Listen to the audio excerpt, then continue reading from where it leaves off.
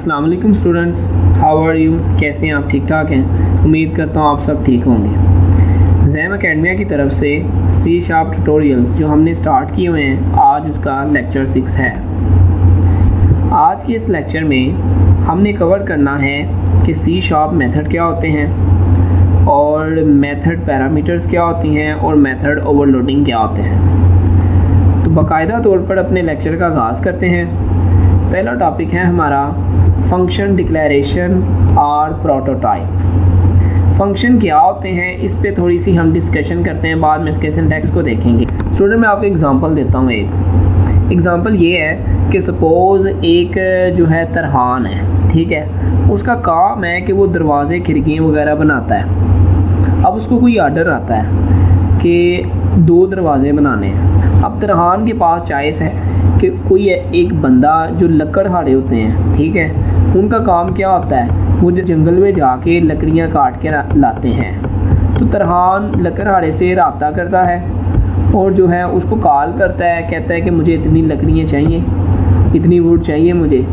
तो जो वो वुड कटर है वो वुड जो है उसको प्रोवाइड कर देता है। यानी तरहान को एक काम की ज़रूरत पड़ी, तरहान ने वो काम खुद नहीं किया, ठीक है, उसने किसी और पर्सन को बोला और उसको उसने कॉल की और उस पर्सन ने वो काम करके तरहान को जो चीज़ चाहिए थी वो चीज़ उसने लकड़ी प्रोवाइड कर दी। मतलब क्या हुआ, ऐसे भी तो हो सकता था कि तरहान जो है अपना सारा काम छोड़ के खुद जंगल में जाता और वहाँ से लकड़ियाँ काट कर पहले लेके आता और देन दरवाज़ा बनाता। लेकिन ये काम मुश्किल था, टाइम टेकिंग था। लेकिन तरहान एक स्ट्रेटजी अपनाता है, उसने एक खास फंक्शनैलिटी को प्रोवाइड करने के खास बंदे रखे होते हैं जिनका फंक्शन होता है, जैसे लकड़हारा है उसका फंक्शन क्या है, उसका फंक्शन क्या है कि जंगल से लकड़ियाँ काट ले। लकड़हारा पर तरहान को ये फंक्शनैलिटी प्रोवाइड करता है कि जब भी तुम्हें लकड़ियों की ज़रूरत होगी तुम जस्ट मुझे कॉल करना, मैं वो चीज़ आपको प्रोवाइड कर दूंगा, तुम्हें खुद करने की ज़रूरत नहीं है, ठीक है। अब अगर एक हफ्ते में 7 दिन होते हैं, अगर 7 दिन लकड़ियों की ज़रूरत है तो जो तरहान है उसको 7 दिन जो है कॉल कर लेता है, ठीक है। पहले दिन भी कर लेता है, ज़रूरत होती है, फिर अगर सपोज़ उसके अगले दिन उसको ज़रूरत होती है दोबारा वो उसको कॉल कर लेता है, तो उसके फंक्शनैलिटी प्रोवाइड हो जाती है, ठीक है। तो अगर तरहान खुद ही करना चाहता तो तरहान को 7 दिन खुद अपनी लकड़ियाँ काटने जाना पड़ना था, ये ज़्यादा टाइम लगना था। एक बात होगी ये, ठीक है। दूसरी बात ये, वुड कटर को यूज़ करता है तो एक बंदा उसने रखा हुआ है इस फंक्शन के लिए, वो उसको फंक्शनैलिटी प्रोवाइड करता है और टाइम बच जाता है। एक और बात, अगर जैसे तरहान को उसके कील वगैरह की ज़रूरत है, नेल्स की ज़रूरत है, तो उसने उसका एक लहदा बंदा रखा हुआ है जिसका फंक्शन क्या है कि वो उसको मार्केट से ये चीज़ें ला के देता है। तरहान को जब ज़रूरत होती है वो फंक्शन उनको कॉल कर तो फंक्शनैलिटी इनको प्रोवाइड कर देते हैं। मेरी एग्जांपल मैंने आपको जैसे ये समझाई है, मैंने कहा एक मेन बंदा होता है, ठीक है, मेन बंदा जो तरहान है, अब हर काम खुद भी कर सकता है, उसके अंदर फंक्शनैलिटी है, लेकिन अगर वो खुद काम ना करे, किसी दूसरे को वो काम असाइन करवा दे जस्ट इसलिए कि उसके काम में आसानी हो, और इस काम को हम अगर प्रोग्रामिंग में देखें तो उसको हम फंक्शंस बोलते हैं। क्या बोलते हैं? फंक्शंस बोलते हैं। फंक्शन बेसिकली क्या होते हैं? फंक्शन बेसिकली कोड ही होता है, ठीक है। आप जब आपने फर्स्ट प्रोग्राम है कि जब आपने फर्स्ट सी शार्प का प्रोग्राम स्टार्ट किया था तो हमने कंसोल यूज़ की थी, ऐसे ही है, और कंसोल यूज़ की थी मेन फंक्शन में। मैंने कहा था सी शार्प में कुछ भी कोड लिखना हो उसको मेन फंक्शन के अंदर रखते हैं, ठीक है। तो मेन फंक्शन में जो भी लिखा होता है वो एग्जीक्यूट हो जाता है, ऐसे ही था। तो मेन एक बजाते खुद फंक्शन है, ठीक है। ये क्या है? मेन एक बजाते खुद फंक्शन है। अब अगर मेन को हम तरहान यूज़ करें, ये सारे काम खुद कर सकता है, लेकिन इसने एक फंक्शन रखा हुआ है वुड कटर का, एक फंक्शन रख के से सामान इसको ला के देता है। जब इस मेन को वुड की ज़रूरत पड़ती है तो वो उस फंक्शन को कॉल करता है और वो सारे का सारा फंक्शनैलिटी उसको मिल जाती है। जब उसको दूसरे बंदे की ज़रूरत होती है वो उसका फंक्शन कॉल करता है और उसको फंक्शनैलिटी मिल जाती है। तो ये तो एग्जांपल देने के बाद अब मैं आपको आसान अल्फाज में बताता हूँ। सी शार्प प्रोग्रामिंग लैंग्वेज में हम ऐसे करते हैं कि हम अपने कोड के मॉड्यूल्स बना लेते हैं, स्पेसिफिक मॉड्यूल्स बना लेते हैं। जैसे हमने एक प्रोग्राम किया था जो एज कैलकुलेटर था, और इसके अलावा हमने एक प्रोग्राम बनाया था जो था फ़ारेनहाइट और सेल्सियस की कन्वर्जन करता था। तो एक दफ़ा जब मेन फंक्शन होता था रन, तो प्रोग्राम भी एक दफ़ा इनपुट लेके आउटपुट शो करके बंद हो जाता था। दोबारा उसको रन करने के लिए हमें दोबारा उसको चलाना पड़ता था। ऐसे ही है। तो मॉड्यूल प्रोग्रामिंग की अगर हम बात करें, ठीक है, अगर हमसे फंक्शंस की बात करें तो हम ऐसे भी कर सकते थे। वो एज कैलकुलेटर जो सेकंड्स और मिनट्स में हमें एज बता रहा था, हम उस सारे का कोड एक फंक्शन में लिख देते, ठीक है, और एक फ़ंक्शन बना लेते, और जब भी हमें ज़रूरत होती हम उतनी दफ़ा उसका नाम लिख के उसको कॉल कर लेते। कॉल मैंने तरहान की एग्जाम्पल में जब बार बार कॉल की, तो कॉल का मतलब क्या होता है कि उसकी फंक्शनैलिटी को यूज़ करना। तो फंक्शन कॉल का भी मतलब ये होता है कि जब हम चाहते हैं कि वो फंक्शन हमें फंक्शनैलिटी प्रोवाइड करे, तो हम उस फंक्शन को कॉल कर लेते हैं। हम आते हैं फंक्शन क्या होता है।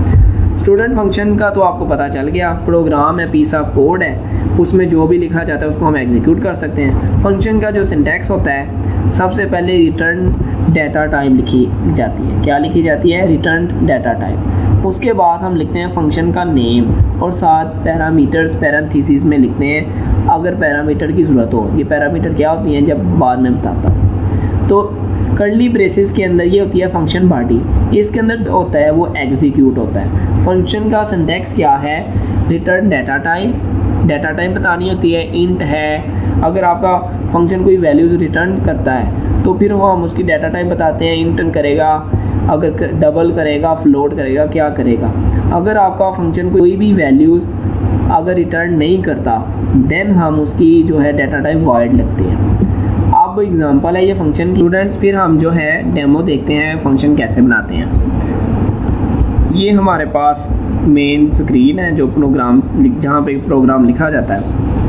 पहली बात आपने ज़हन में रखनी है, फंक्शन को हमेशा डिक्लेयर मेन की बॉडी से बाद में किया जाता है। मेन फंक्शन है ना, इसके अंदर हम जो भी लिखते हैं वो एग्जीक्यूट होता है, लेकिन जब आपने फंक्शन बनाना होता है तो उसको मेन कहा जाता है। मेन के बाहर ये मेन है, इसको मैंने इसकी इतनी रेंज है, ठीक है, इसके बाहर सेपरेट मैंने एक नया फंक्शन बनाना है, क्योंकि ये भी एक फंक्शन था तो अब मैं एक फंक्शन बनाता हूँ। तो स्टैटिक लिखते हैं, ठीक है।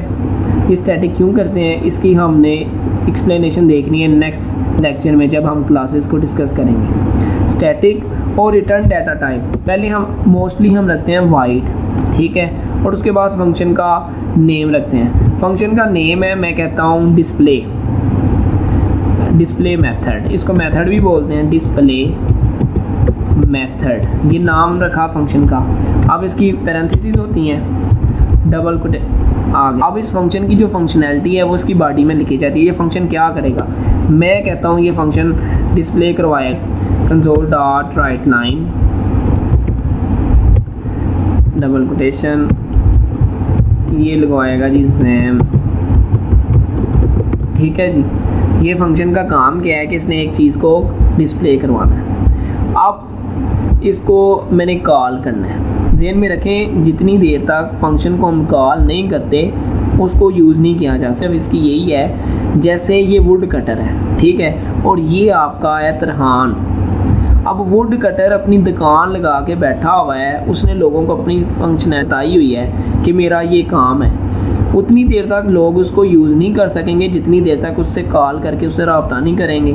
तो ये फंक्शन की फंक्शनैलिटी डिस्क्राइब हो चुकी है, डिफ़ाइन है। अब ये मेन है, इसने इसको यूज़ करना है। तो जब भी फंक्शन को यूज़ किया जाता है तो उसको यूज़ करने को हम बोलते हैं हम फंक्शन को कॉल कर रहे हैं। क्या कर रहे हैं? कॉल कर रहे हैं। तो फंक्शन को कॉल करने का मेथड ही होता है कि फंक्शन का जो भी नेम है ना, ये देखिए ये नेम है, वो लिख के पैरेंथेसिस लगाएं और ये सेमीकोलन लगाएं, ये फंक्शन की कॉल होगी। यहाँ पे हमने क्या किया है, इधर हमने फंक्शन डिक्लेरेशन की है, ठीक है, और यहाँ पे हमने क्या किया है, कॉल की है। फंक्शन को हमने क्या किया है, call. We call the method ठीक है। अब मैं इसको कंट्रोल करता हूँ। सबसे पहले आपको पता है कंट्रोल एस करता हूँ। सबसे पहले आपको पता है मेन पे कंट्रोल आता है, इसको एग्जीक्यूट करता है। मेन में जो कुछ होता है वो एग्जीक्यूट होता है। अब कंट्रोल आएगा यहाँ पे डिस्प्ले मेथड, ये एक फंक्शन है। फंक्शन को जब कॉल करना है ना तो कंट्रोल ने फंक्शन के अंदर, जब वो इस फंक्शन के अंदर आएगा तो जो भी इसके अंदर हमने फंक्शनैलिटी ऐड की होगी वो काम होगा। अब मैंने इसको कंट्रोल एस करने के बाद मैं इसको स्टार्ट विदाउट डिबगिंग करता हूँ। अब देखिएगा ये हमने लिखा हुआ है, जो लिखा हुआ वो आएगा। ये देखें जैम अकेडमी आ गया। इवन के ये जो जैम अकेडमी है ये मैंने मेन के अंदर तो लिखा ही नहीं था, मैंने तो इसको फंक्शन में लिखा हुआ था, लेकिन उस फंक्शन को यूज़ किया है मैंने। अब देखिए मैंने इसको वन टाइम किया ना, अब मैं इसको दोबारा करता हूँ। इसको कंसोल को मैं बंद किया। अब मैं जी एक दफ़ा फिर इसको कॉल करता हूँ, कंट्रोल एस, इसको दोबारा स्टार्ट विदाउट डिबगिंग, ये 2 टाइम आया। अब एक दफ़ा फिर इसको मैं फिर कॉल करता हूँ। अब देखिएगा क्या होता है, 3 टाइम आया। स्टूडेंट ये एग्जाम्पल करने के बाद आप एक बात सुने, फंक्शन का फ़ायदा क्या हो रहा है। फंक्शन हमें प्रोग्राम रीयूजेबिलिटी प्रोवाइड करता है, यानी हम एक जन बना लेते हैं और उसके अंदर कोड को एक दफ़ा लिख लेते हैं, फिर जितनी दफ़ा हमें ज़रूरत होती है ना हम उसको उतनी दफ़ा कॉल करते हैं। देखें डिस्प्ले मेथड में हमने इस जो है स्ट्रिंग को डिस्प्ले करना था, हमने एक दफ़ा कोड लिखा, तो अगर मैं फंक्शन को ना यूज़ करता, जितनी दफ़ा मुझे उसको डिस्प्ले करवाना होता था हम उतनी दफ़ा मुझे उसका कोड लिखना पड़ना था। ऐसे ही है, लेकिन फंक्शन में प्रोग्राम रीयूजेबिलिटी होती है। मतलब क्या है कि एक दफ़ा हम प्रोग्राम को लिख लेते हैं कोड को, और जितनी दफ़ा उसकी ज़रूरत होती है उसको हम यूज़ कर लेते हैं। ठीक है, अब हम आते हैं अपने एग्जाम्पल करने के बाद आपको पता चल गया है कि फ़ंक्शन क्या होता है और फंक्शन को कॉल कैसे करते हैं। ये देखें ये एक फंक्शन बनाया है स्ट्रिंग मेथड, इसमें मैंने जो काम करना था वो लिखा, फिर मैंने उसको मेन में क्या कर दिया, कॉल कर दिया। अब देखें जो काम अभी मैंने किया वो उसको मैं आपको समझाता हूँ। ये मेन का फंक्शन था ना, मैंने फंक्शन 1 को बॉडी के बाद लिख दिया, जो भी उसके अंदर कुछ ने डिस्प्ले करवाई थी उसको मैंने लिखा। ठीक है, एक और फंक्शन बना दिया उसको भी लिख दिया। फंक्शन को जब हम कॉल करते हैं ना, जब आता है कंट्रोल, यहाँ पे फंक्शन 1 है तो कंट्रोल इस फंक्शन के नेम के बाद जहाँ पे ये डिफाइन हुआ होता है ना वहाँ चले जाता है। ठीक है, जब वहाँ जाता है फिर कंट्रोल उसके अंदर जो भी होता है उसको एग्जीक्यूट करने के बाद दोबारा वहाँ पे आता है, फिर वो डिस्प्ले हो जाता है। दोबारा सुनिए, जब भी किसी फंक्शन को कॉल किया जाता है देन कंट्रोल उस फंक्शन के पास जाता है, उस फंक्शन के पास जाने के अंदर फंक्शन की बॉडी में जो कुछ भी होता है उसको एग्जीक्यूट करने के बाद दोबारा आ जाता है, फिर दूसरे फंक्शन की जब बॉडी आती है। ठीक है, देन जैसे मैंने उसी फंक्शन को दोबारा किया था, देन कंट्रोल उस फंक्शन के पास जाएगा, उसके अंदर जो भी होगा और दोबारा कंट्रोल वापस आएगा। ये थी फंक्शन कॉल। अब फंक्शन जो मेथड है उनको पैरामीटर कैसे प्रोवाइड करते हैं और पैरामीटर क्या होती है। कोई फंक्शन होता है उसके ये पैरेंथेसिस के अंदर चाहता हूँ कि मेरा फंक्शन यूज़र से इनपुट ले, ठीक है, और उस इनपुट को फंक्शन में यूज़ करके डिस्प्ले करें। ठीक है, तो होगा क्या, मैं ये कंसोल डॉट राइट लाइन लिखा, मैंने कहा नेम इज़, ठीक। अब देखिए इधर मैं फंक्शन की पैरामीटर्स बनाऊंगा, तो पास करूंगा मैं इसको स्ट्रिंग। ठीक है, स्ट्रिंग क्या पास करूंगा, नेम। ठीक, और मैं यहाँ पे लिख देता हूँ नेम है क्या, पहले इसको मैं डिक्लेयर करवाता हूँ, नेम इक्वल डबल कोटेशन, इधर अपना नाम लिख देता हूँ। ठीक है, ये मैंने एक स्ट्रिंग वेरिएबल डिक्लेयर करवाया और उसके अंदर अपना नेम लिख दिया। मेन फंक्शन था, नेम लिखने के बाद जो मेन फंक्शन था उसको मैंने पैरामीटर दे दी। ठीक है, अब इस फंक्शन ये जब कॉल होगा इसको एक पैरामीटर आएगी, तो हमने इधर भी उसको पैरामीटर डिफाइन करनी पड़ती है, उसकी डाटा टाइप स्ट्रिंग, और इधर भी हम सपोज उसका नाम वही लिख देते हैं। ठीक है, अब मेरी बात सुने, जब ये फंक्शन डिक्लेयर है, जब हमने फंक्शन को कॉल किया हमने उसके साथ एक पैरामीटर प्रोवाइड की, एक वैल्यू पास करवा दी है, ये वैल्यू हमने पास करवाई है। जब ये वैल्यू पास होगी ये फंक्शन के पास आएगी, तो अगर आपने वैल्यू पास करवाई है तो फंक्शन के अंदर एंटर करने के लिए भी तो कोई रास्ता होना चाहिए, तो वो भी उसकी क्या होती है, पैरामीटर पैरेंथेसिस होती हैं। ठीक है, पैरेंथेसिस में जितनी भी पैरामीटर होते हैं ना उतने वेरिएबल डिफाइन किए जाते हैं। इधर एक ही पैरामीटर थी, एक को मैंने डिफाइन कर दिया, ठीक है। अब यहाँ पे एक वैल्यू आ गई, आप देखिएगा मैं यहाँ पे यूज़ करूँगा नेम, ये वाली जो पैरामीटर है मैं इसका ना नेम, इसको name2 कह देता हूँ, ठीक है, ताकि आपको पता चले कि इस अपनी मर्ज़ी से सेम भी रख सकते हैं इनके नेम पैरामीटर्स के। जैसे इधर मैंने इसको पास करवाया तो चेंज भी कर सकते हैं। अब मैंने इसको पास किया, होगा ये कि जब मैं डिस्प्ले इस फंक्शन को कॉल करूँगा तो ये नेम वेरिएबल में जो स्टोर होगा ये कि जब मैं इस फंक्शन को कॉल करूँगा तो जो भी इधर इस वेरिएबल में वैल्यू है वो साथ उसके पास हो। अब ये जब फंक्शन की बारी आएगी तो यहाँ पे ये वाली वैल्यू इसके साथ रिप्लेस होगी। यहाँ से जो भी मैंने पास किया ना, जैसे नेम या सीन है, तो ये इधर जाके इसके साथ रिप्लेस हो जाएगी। अब इस name2 की वैल्यू क्या है जो इधर से आई है, ठीक है, अब वैल्यू इसके अंदर है। अब जब इसके अंदर वैल्यू आ गई तो जिधर भी इसकी ज़रूरत है मैंने उसको वहाँ पे कर दिया। आप देखिए मैं इसको कॉल करने लगा हूँ।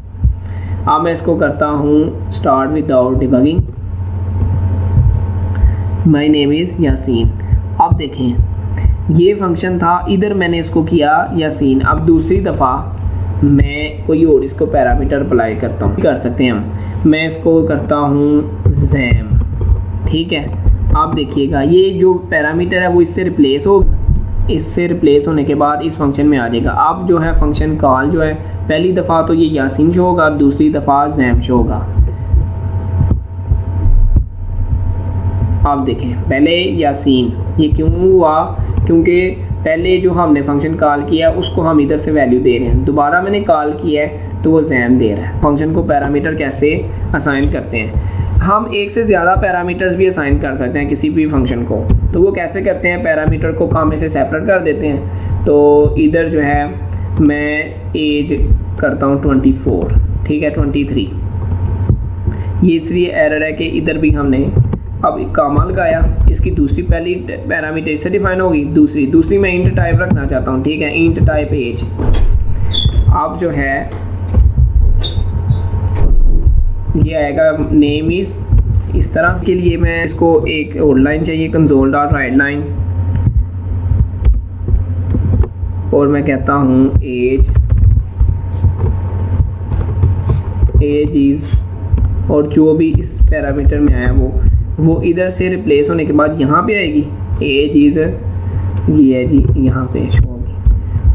अब यहाँ पे एरर इसलिए कह रहा है कि वो कहता है कि ये डिस्प्ले मेथड है और इसमें आपने एक पैरामीटर दी है, और जबकि जहाँ पे इसको डिफाइन किया हुआ है वहाँ पे तो 2 है। तो इसलिए मैं अभी फ़िलहाल ना इसको कमेंट कर देता हूँ क्योंकि इसकी हमें ज़रूरत नहीं, तो कमेंट यहाँ से भी कर सकते हैं।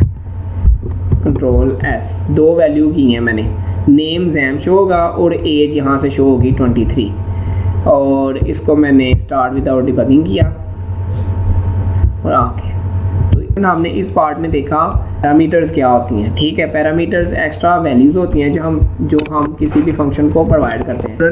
ये हमारे पास फंक्शन बना हुआ है जिसको मैंने डिक्लेयर किया हुआ है, तो इसकी 2 पैरामीटर हैं, ठीक है, ये एक पैरामीटर है। तो पहली इधर जो भी पास कराऊंगा वो यहाँ नेम के साथ आ जाएगी और दूसरी कराऊंगा इसके साथ आ जाएगी। अब हमने देखना है डिफ़ॉल्ट पैरामीटर कैसे रखते हैं। जब भी डिफ़ॉल्ट पैरामीटर रखी जाती है ना, देन उसके साथ क्या करते हैं, हम उस पैरामीटर के बाद इक्वल के बाद वैल्यू लगा देते हैं, कोई भी वैल्यू, ठीक है। अब इसके लिए मैं थोड़ी एक आपको एग्जांपल देता हूँ। अब इस फंक्शन को मैंने डिक्लेयर किया हुआ है 2 पैरामीटर के साथ, तो ये चाहता है कि उधर से आप वैल्यूज़ भी 2 असाइन करें, 2 वैल्यू पास करें। अगर आप 2 पास नहीं करते देन ये रेड शो हो जाएगा, इधर देखिएगा ये नहीं एरर शो कर रहा है। 2 पैरामीटर 2 है तो इसको 2 ही पैरामीटर पास करनी पड़ेंगी। तो डिफ़ॉल्ट का कंसेप्ट ये होता है कि अगर इधर से कोई पैरामीटर पास नहीं कर रहा तो देन अपने पास से कोई डिफ़ॉल्ट वैल्यू को यूज़ कर ले। तो वो कैसे करते हैं, इक्वल लगाते हैं और जो भी वैल्यू रख ले, जैसे मैं कहता हूँ 25, ठीक है, मैंने रख दी है। तो अब वो एरर रिमूव हो गया। एरर रिमूव क्यों है कि जो नेम है वो तो इधर से ले लेगा। अब बाय डिफ़ॉल्ट मैंने इसको एज किया हुआ है 25, तो वो इधर से अगर इसने पास नहीं भी की देन वो एज शो करवा देगा। अब मैं इसको कंट्रोल S करके स्टार्ट विदाउट डिबगिंग करता हूँ, ये यहाँ पे एज आ गई है, ठीक है। आप ज़रा देखिए डिफ़ॉल्ट वैल्यू तो मैंने एज की रखी हुई है 25, अगर इधर से मैं पास भी कर देता हूँ, जैसे 22 में पास करता हूँ, ठीक है, देन क्या होगा, कंट्रोल S किया और स्टार्ट विदाउट डिबगिंग किए तो अब देखिएगा ज़रा, अब एज 22 आई है। 22 इसलिए आई है क्योंकि मैंने इस मेथड को कॉल करते हुए 22 पास करवाई है। अगर मैं कुछ पास नहीं करवाता तो देन क्या आनी थी 25 जैसे प्रीवियस आई थी। तो आपको समझ आ गई है कि डिफ़ॉल्ट पैरामीटर्स क्या होती हैं। जब आप फंक्शन कॉल करते हुए अगर कोई पैरामीटर अगर आप पास नहीं करवाते देन वो डिफ़ॉल्ट पैरामीटर को यूज़ कर लेता है। अब हम नेक्स्ट टॉपिक की तरफ आते हैं, method with return value. Method with return value असल में ये होता है कि आप जो है अगर आपका मेथड कोई वैल्यू को रिटर्न करता है देन करते क्या है, जो भी फंक्शन का नेम होता है उसके साथ जो हम मेथड की डाटा टाइप लिखते थे ना, वो आम तौर पर उसको हम लिखते थे वाइड, ठीक है। लेकिन अगर हमारा मेथड कोई वैल्यू रिटर्न कर रहा हो देन हम वाइड नहीं लिखते, हम उसको रिप्लेस कर लेते हैं कि किस टाइप वैल्यू रिटर्न कर रहा है। अगर वो इंट रिटर्न कर रहा है तो हम इधर इंट लिख देंगे, अगर वो डबल रिटर्न कर रहा है तो उसको इधर डबल लिख देंगे। अब हम इसका डेमो देखते हैं।